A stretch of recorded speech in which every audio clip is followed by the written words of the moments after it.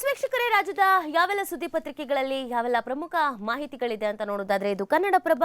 ಇದರ ಸುದ್ದಿ ಇವತ್ತು ಕರ್ನಾಟಕ ಬಂದ್ ಇರೋದ್ರಿಂದ ಸಹಜವಾಗಿ ನಾವು ಫಸ್ಟ್ ಆ ಸ್ಟೋರಿ ನೋಡ್ಕೊಂಡು ಬಂದ್ಬಿಡೋಣ. ಸಾಕಷ್ಟು ಡೆವಲಪ್ಮೆಂಟ್ ಇದೆ, ರಾಜಕೀಯವಾಗಿಯೂ ಕೂಡ ತುಂಬಾನೇ ಬೆಳವಣಿಗೆಗಳಾಗಿದೆ. ಅದಕ್ಕಿಂತ ಮುಂಚಿತವಾಗಿ ಜನಸಾಮಾನ್ಯರಿಗೂ ಪ್ರಶ್ನೆ ಇರುತ್ತೆ, ನಾವು ಇವತ್ತು ಹೊರಗಡೆ ಬರ್ಬೋದಾ ಅಥವಾ ಬರಬಾರ್ದಾ, ಮನೇಲೇ ಇರಬೇಕಾ, ಏನಿರತ್ತೆ ಏನಿರಲ್ಲ, ಈ ಬನ್ನ ಎಫೆಕ್ಟ್ ಹೆಂಗಿರತ್ತೆ ಅಂತ.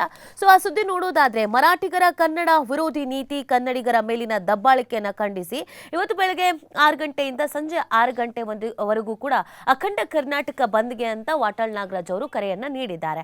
ಸೊ ಇಲ್ಲೊಂದಷ್ಟು ಸಮಸ್ಯೆಗಳು ಇರೋದು ಕೂಡ ಹೌದು. ಯಾವಾಗ್ಲೂ ನಮ್ಮ ಕನ್ನಡ ಪರ ಸಂಘಟನೆಗಳು ಪ್ರತಿಭಟನೆ ಅಥವಾ ಬಂದ್ ಅಂತ ಕರೆ ಕೊಟ್ಟಂತ ಸಂದರ್ಭದಲ್ಲಿ ಯಾವ್ದಾದ್ರೂ ಒಂದೆರಡು ಸಂಘಟನೆಗಳು ಹೊರಗಡೆ ಉಳ್ಕೊಂಡ್ಬಿಡುತ್ತೆ, ಸಪೋರ್ಟ್ ಮಾಡಲ್ಲ. ಇವತ್ತು ಪ್ರಮುಖವಾಗಿ ಕರ್ನಾಟಕ ರಕ್ಷಣಾ ವೇದಿಕೆಯ ನಾರಾಯಣಗೌಡ ಬಣದವರು ನಾವು ಇದಕ್ಕೆ ಸಪೋರ್ಟ್ ಮಾಡಲ್ಲ ಅಂತ ಅವರೊಬ್ರು ಹೊರಗಡೆ ಉಳ್ಕೊಂಡಿದ್ದಾರೆ. ಇನ್ನುಳಿದಂತೆ ಎಲ್ಲ ನಾವು ಸಪೋರ್ಟ್ ಮಾಡ್ತೀವಿ ಅಂತ ಹೇಳಿದ್ರು ಕೂಡ ಆಟೋ ಮತ್ತು ಓಲಾ ಊಬರ್ 75% ಅಷ್ಟೇನೆ ನಾವು ಬಂದ್ಗೆ ಸಪೋರ್ಟನ್ನು ಮಾಡ್ತೀವಿ ಅಂತ ಹೇಳಿರೋದು. ಸೊ 75% ಸಪೋರ್ಟ್ ಮಾಡ್ತೀವಿ ಅಂತ ಹೇಳಿರೋದ್ರಿಂದ ಒಂದು ಸ್ವಲ್ಪ ವ್ಯತ್ಯಯ ಆಗಬಹುದು. ಆಟೋ ಅಥವಾ ನೀವು ಕ್ಯಾಬ್ ನಂಬ್ಕೊಂಡು ಏನಾದರೂ ಹೋಗ್ತಾ ಇದ್ದೀರಾ, ಆಫೀಸಿಗಾಗಿರ್ಬೋದು, ಹೊರಗಡೆ ಕೆಲಸಕ್ಕಾಗಿರ್ಬಹುದು ಅಂತ ಅಂದರೆ ಸ್ವಲ್ಪ ಮಟ್ಟಿಗೆ ಇವತ್ತು ಓನ್ ವೆಹಿಕಲ್ಸನ್ನು ಬಳಸಿ ದಿನನಿತ್ಯ ಓಡಾಡುತ್ತಲ್ವಾ ಆಟೋ ಮತ್ತು ಊಬರ್ ವೆಹಿಕಲ್ಸ್ಗಳು ಏನಾಗಿರುತ್ತೆ, ಕ್ಯಾಬ್ಗಳು, ಅದು ಎಂದಿನಂತೆ ಇವತ್ತಿರೋದು ಡೌಟ್ ಇರುತ್ತೆ. ಇನ್ನು ಜೊತೆಗೆ ಸರ್ಕಾರಿ ಕಚೇರಿಗಳು ಓಪನ್ ಇರುತ್ತೆ ಎಂದಿನಂತೆ ಅಂತ ಹೇಳಿದ್ದಾರೆ. ಹಾಸ್ಪಿಟಲ್ ನಾರ್ಮಲ್ ಆಗಿ ಓಪನ್ ಇರುತ್ತೆ, ಮೆಟ್ರೋನು ಇರುತ್ತೆ. ಸೊ ಅಲ್ಲಿಗೆ ಹೇಳಿಕೊಳ್ಳುವಂತ ಎಫೆಕ್ಟ್ ಈ ಬಂದಿಂದ ಆಗತ್ತಾ ಅನ್ನೋದೊಂದು ಪ್ರಶ್ನೆ ಜನಸಾಮಾನ್ಯರಿಗೂ ಕೂಡ ಹುಟ್ಕೊಳ್ತಾ ಇದೆ.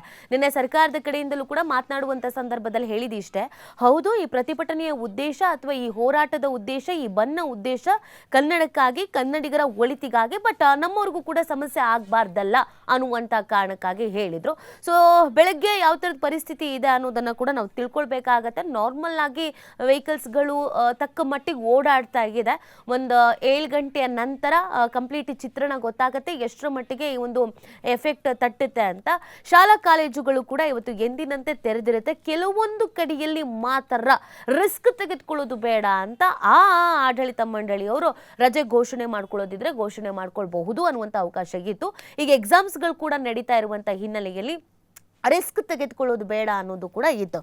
ಸೊ ನಾವು ಗಮನಿಸೋದಾದ್ರೆ ಮರಾಠಿಗರ ಕನ್ನಡ ವಿರೋಧಿ ನೀತಿ, ಕನ್ನಡಿಗರ ಮೇಲಿನ ದಬ್ಬಾಳಿಕೆ ವಿಚಾರಕ್ಕೆ ಸಂಬಂಧಪಟ್ಟಂತೆಗೆ ನಾವು ಒಂದು ಪ್ರತಿಭಟನೆ ಮಾಡೋದ್ರ ಮುಖಾಂತರವಾಗಿ ಅವ್ರಿಗೆ ಬುದ್ಧಿ ಕಲಿಸ್ಬೇಕು, ಪಾಠ ಕಲಿಸ್ಬೇಕು ಅನ್ನುವಂಥ ನಿಟ್ಟಿನಲ್ಲಿ ಈ ಒಂದು ಅಖಂಡ ಕರ್ನಾಟಕ ಬಂದ್ಗೆ ಕರೆಯನ್ನು ನೀಡಿರೋದು.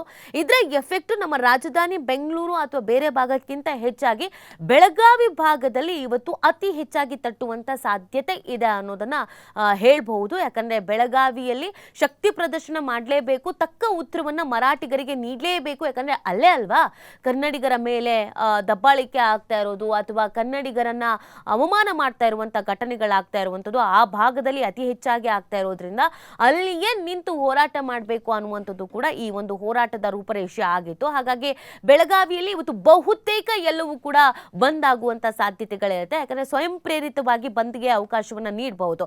ಅಂಗಡಿ ತೆಗಿಯಕ್ಕೆ ನಮಗೆ ಇಷ್ಟ ಇಲ್ಲ ರೀ, ನಾವು ತೆಗಿಯಲ್ಲ, ನಾವು ಕನ್ನಡಿಗರು ಅಂತ ಹೇಳಿ ಅಂಗಡಿಯನ್ನ ಕ್ಲೋಸ್ ಮಾಡಬಹುದು. ಇದರ ಜೊತೆಗೆ ದಯಾನಂದ್ ಅವರು ಪೊಲೀಸ್ ಕಮಿಷನರ್ ಕೂಡ ಹೇಳಿದ್ದಾರೆ, ಬಲವಂತವಾಗಿ ಯಾರನ್ನು ಇವತ್ತು ಅಂಗಡಿ ಬಾಗಿಲು ಹಾಕ್ಲೇಬೇಕು ಅಂತ ಹಠಕ್ಕೆ ಬಿದ್ದು ಮುಚ್ಚಿಸೋ ಹಾಗಿಲ್ಲ. ಇದು ಕೋರ್ಟ್ ನಿರ್ದೇಶನ ಕೊಟ್ಟಿರೋದು. ಹಾಗಾಗಿ ನಿಮ್ಮ ಇಷ್ಟ. ನಾವು ಸ್ವಯಂ ಪ್ರೇರಿತವಾಗಿ ಇಲ್ಲ, ಇದು ಕನ್ನಡಿಗರ ವಿಚಾರ, ಸ್ವಾಭಿಮಾನದ ವಿಚಾರ ಅಥವಾ ನಮ್ಮ ಒಗ್ಗಟ್ಟಿನ ವಿಚಾರ, ನಾವು ಈ ಪ್ರತಿಭಟನೆಯಲ್ಲಿ ಆಗೇ ಆಗ್ತೀವಿ ಅಂತ ಹಠಕ್ಕೆ ಬಿದ್ದರೆ ನೀವು ಸಪೋರ್ಟ್ ಅನ್ನ ಮಾಡಬಹುದು. ಇನ್ನು ಚಿತ್ರಮಂದಿರದ ವಿಚಾರಕ್ಕೆ ಬರೋದಾದ್ರೆ ಯಾವಾಗಲೂ ಇದೊಂದು ಜನರಲ್ ಕ್ವಶನ್ಸ್ ಅಲ್ವಾ.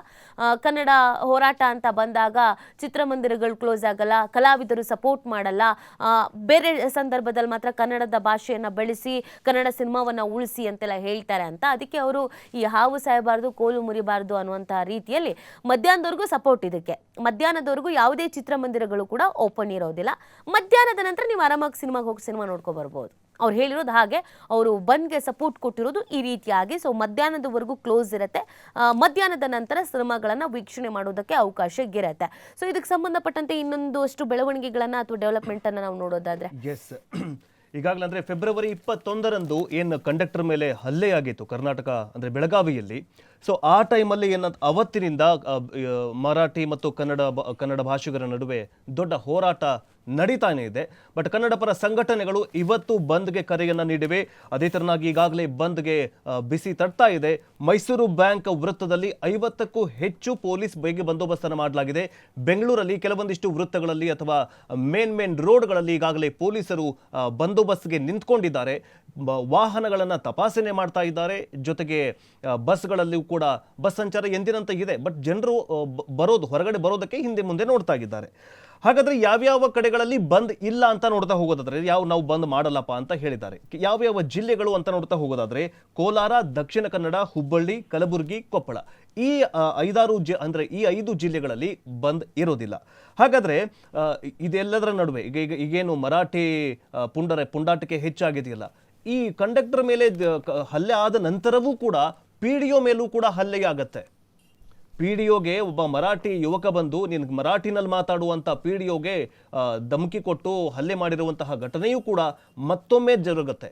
ಸೊ ಇವೆಲ್ಲವನ್ನ ಖಂಡಿಸಿ ಇವತ್ತು ಕರ್ನಾಟಕ ಬಂದ್ಗೆ ಕನ್ನಡ ಪರ ಸಂಘಟನೆಗಳು ಕರೆ ಕೊಟ್ಟಿವೆ. ಜೊತೆಗೆ ಈಗಾಗಲೇ ಹೋರಾಟ ಮಾಡೋದಕ್ಕೆ ಸಕಲ ಸಿದ್ಧತೆಗಳನ್ನು ಮಾಡಿಕೊಳ್ಳಲಾಗಿದೆ. ಮೈಸೂರಲ್ಲಿ KSRTC ಬಸ್ ಅನ್ನ ತಡೆದು ಏನಂತಂದ್ರೆ ಕನ್ನಡ ಪರ ಹೋರಾಟಗಾರರು ಪ್ರತಿಭಟನೆಯನ್ನ ಮಾಡ್ತಾ ಇದ್ದಾರೆ. ಜೊತೆಗೆ ಚಿಕ್ಕಬಳ್ಳಾಪುರದಲ್ಲೂ ಕೂಡ MES ಏನೊಂದು ಪ್ರತಿಕೃತಿಯನ್ನ ದಹಿಸೋದರ ಮೂಲಕ ತಮ್ಮ ಆಕ್ರೋಶವನ್ನ ಹೊರಹಾಕಿದ್ದಾರೆ ಕರ್ನಾಟಕ ರಕ್ಷಣಾ ವೇದಿಕೆ ಕಾರ್ಯಕರ್ತರು.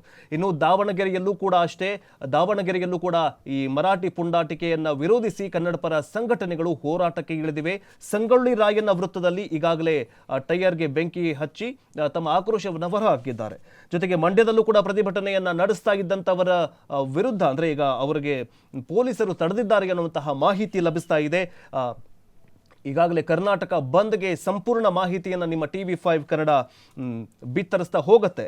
ಹಾಗಾದ್ರೆ ಕನ್ನಡ ಪರ ಸಂಘಟನೆಗಳ ಬೇಡಿಕೆಯಾದ್ರೂ ಏನಿದೆ ಅಂತ ನೋಡ್ತಾ ಹೋಗೋದಾದ್ರೆ ಅವರು 20 ಬೇಡಿಕೆಗಳನ್ನ ಇಟ್ಟಿದ್ದಾರೆ. ಏನೆಲ್ಲ ಬೇಡಿಕೆಗಳನ್ನ ಇಟ್ಟಿದ್ದಾರೆ ಅಂತ ನೋಡ್ತಾ ಹೋಗೋದಾದ್ರೆ ಉತ್ತರ ಕರ್ನಾಟಕ ಅಭಿವೃದ್ಧಿ ಆಗಬೇಕು.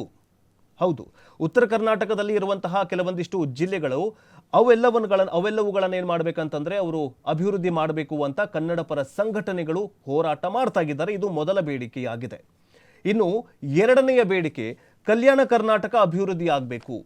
ಮೂರನೇ ಬೇಡಿಕೆ ಇಡೀ ರಾಜ್ಯದ ಗಡಿಗಳು ಕೂಡ ಬೆಳವಣಿಗೆ ಆಗಬೇಕು. ಏನು ರಾಜ್ಯದ ಗಡಿ ಭಾಗಗಳಿದಾವಲ್ಲ, ಆ ಗಡಿ ಭಾಗದ ಗ್ರಾಮಗಳಾಗಿರಬಹುದು ಅಥವಾ ಜಿಲ್ಲೆಗಳಾಗಿರಬಹುದು ಅಥವಾ ಪ್ರೇಕ್ಷಣೀಯ ಸ್ಥಳಗಳಾಗಿರಬಹುದು ಅಥವಾ ಪ್ರವಾಸೋದ್ಯಮ ಸ್ಥಳಗಳಾಗಿರಬಹುದು, ಅವೆಲ್ಲವನ್ನ ಮೊದಲಿಗೆ ಅಭಿವೃದ್ಧಿ ಮಾಡಬೇಕು ಅನ್ನುವಂತಹ ಬೇಡಿಕೆಯನ್ನ ಕನ್ನಡ ಪರ ಸಂಘಟನೆಗಳು ಇಟ್ಟಿವೆ. ಇನ್ನು ಬೆಳಗಾವಿ ಉಳಿಸಬೇಕು, MES ನಿಷೇಧ ಮಾಡಬೇಕು, ಅಂದ್ರೆ MES ಕರ್ನಾಟಕದಲ್ಲಿ ಬ್ಯಾನ್ ಮಾಡಬೇಕು ಅನ್ನುವಂತಹ ಒಂದು ಆಗ್ರಹವನ್ನ ಮಾಡ್ತಾ ಇದ್ದಾವೆ ಈ ಕನ್ನಡ ಪರ ಸಂಘಟನೆಗಳು. ಇನ್ನು ಶಿವಸೇನೆ ಹಾಗೂ MES ಪುಂಡರ ಗಡಿಪಾರು ಮಾಡಬೇಕು. ಯಾರ್ಯಾರು ಮರಾಠಿ ಮಾತಾಡ್ತಾರೆ, ಯಾರ್ಯಾರು ಈ ದಾಂಧಲೆ ಮಾಡ್ತಾರಲ್ಲ, ಅವರೆಲ್ಲರನ್ನ ಏನ್ ಮಾಡ್ಬೇಕಂತಂದ್ರೆ ಗಡಿಪಾರು ಮಾಡಬೇಕು ಅನ್ನುವಂತಹ ಆಗ್ರಹ ಮಾಡ್ತಾ ಇದ್ದಾವೆ ಕನ್ನಡ ಪರ ಸಂಘಟನೆಗಳು. ಇನ್ನು ಬೆಳಗಾವಿಯ ಎಲ್ಲಾ ರಾಜಕಾರಣಿಗಳು ರಾಜೀನಾಮೆ ಕೊಡಬೇಕು ಅಂತ ಪ್ರಮುಖವಾದ ಬೇಡಿಕೆಯನ್ನ ಇಟ್ಟಿದ್ದಾರೆ. ಯಾರೆಲ್ಲ ಮರಾಠಿ ಚುನಾವಣೆ ಸಮಯದಲ್ಲಿ ಮರಾಠಿ ಮಾತಾಡ್ತಾರೆ, ಚುನಾವಣೆ ಮತ ಒತ್ತುಕೊಳ್ತಾರೆ, ಆದರೆ ಈಗ ಕನ್ನಡಿಗರ ಮೇಲೆ ಹಲ್ಲೆ ಆಗ್ತಾ ಇದೆ, ಕನ್ನಡಿಗರಿಗೆ ಅನ್ಯಾಯ ಆಗ್ತಾ ಇದೆ, ಅವರ ವಿರುದ್ಧ ಧ್ವನಿ ಎತ್ತಬೇಕು ಅನ್ನುವಂತಹದ್ದು ಇವರ ಆಗ್ರಹವಾಗಿದೆ. ಇನ್ನು ಸಂಭಾಜಿ ಪ್ರತಿಮೆಯನ್ನ ತೆರವು ಮಾಡಬೇಕು, ಕನ್ನಡಿಗ ಕಂಡಕ್ಟರ್ ಮೇಲೆ ಹಲ್ಲೆ ಮಾಡಿದವರಿಗೆ ಕಠಿಣ ಶಿಕ್ಷೆಯಾಗಬೇಕು, ಕಳಸಾ ಬಂಡೂರು ಯೋಜನೆ ಕಾರ್ಯಗತವಾಗಬೇಕು, ಜೊತೆಗೆ ಮೇಕೆದಾಟು ಯೋಜನೆ ಕೂಡ ಆಗಬೇಕು ಅಂತ ಹೇಳಲಾಗ್ತಾ ಇದೆ. ಇನ್ನು ಕೊಪ್ಪಳ ಸುತ್ತಿನ ಕಾರ್ಖಾನೆ ಇದೆಯಲ್ಲ, ಅದನ್ನ ನೀವು ನಿರ್ಬಂಧ ಮಾಡಬೇಕು, ಅದು ನಮಗೆ ಬೇಡ ಅಂತ ಕನ್ನಡ ಪರ ಸಂಘಟನೆಗಳು ಹೋರಾಟ ಮಾಡೋದಕ್ಕೆ ನಿಂತಿವೆ. ಇನ್ನು ಕರ್ನಾಟಕ ಪರಭಾಷಾ ಚಿತ್ರಗಳನ್ನು ಬಹಿಷ್ಕಾರ ಮಾಡಬೇಕು. ಏನು ಡಬ್ಬಿಂಗ್ ಇದೆ, ಪರಭಾಷೆ ಚಿತ್ರಗಳ ಏನು ಹಾವಳಿ ಜಾಸ್ತಿ ಆಗಿದೆ, ಅವೆಲ್ಲವನ್ನ ಕೂಡ ಬಂದ್ ಮಾಡಬೇಕು, ಬ್ಯಾನ್ ಮಾಡಬೇಕು ಅನ್ನುವಂತಹ ಆಗ್ರಹವನ್ನ ಕನ್ನಡ ಪರ ಸಂಘಟನೆಗಳು ಮಾಡ್ತಾ ಇದ್ದಾವೆ. ಜೊತೆಗೆ ಖಾಸಗಿ ಶಿಕ್ಷಣ ಸಂಸ್ಥೆಯಲ್ಲಿ ಹಿಂದಿ ಬೇಡವೇ ಬೇಡ, ಇದು ಕೂಡ ಪ್ರಮುಖ ಆಗ್ರಹವಾಗಿದೆ. ಜೊತೆಗೆ ಮಹಾರಾಷ್ಟ್ರದಲ್ಲಿ ಕನ್ನಡ ಪ್ರತಿಮೆಗಳ ಸ್ಥಾಪನೆ ಮಾಡಲಾಗಿದೆ. ಮಹಾರಾಷ್ಟ್ರದಲ್ಲಿರುವಂತಹ ಸಂಭಾಜಿ ಆಗಿರಬಹುದು, ಅವರೆಲ್ಲ ಪ್ರತಿಮೆಗಳು ಬೇಡವೇ ಬೇಡ ಅಂತ ಹೇಳ್ತಾ ಇದ್ದಾರೆ. ಇನ್ನು ಕೇಂದ್ರ ಸರ್ಕಾರದ ಮಲತಾಯಿ ಧೋರಣೆಯನ್ನ ನಿಲ್ಲಿಸಬೇಕು. ಏನು ಕರ್ನಾಟಕ ಅಂದ್ರೆ ದಕ್ಷಿಣ ಭಾರತ ಅಥವಾ ಉತ್ತರ ಭಾರತ ಅಂತ ಇದು ಬೆಳಗಾವಿಯಲ್ಲಿ ಇದರ ಎಫೆಕ್ಟ್ ಜಾಸ್ತಿ ಇರುತ್ತೆ ಅಂತ ನಾನು ಆಗ್ಲೇ ಹೇಳ್ತಾ ಇದ್ದೆ. ಇದು ಬೆಳಗಾವಿಯಿಂದಲೇ ಶುರುವಾಗಿದ್ದು. ಸೊ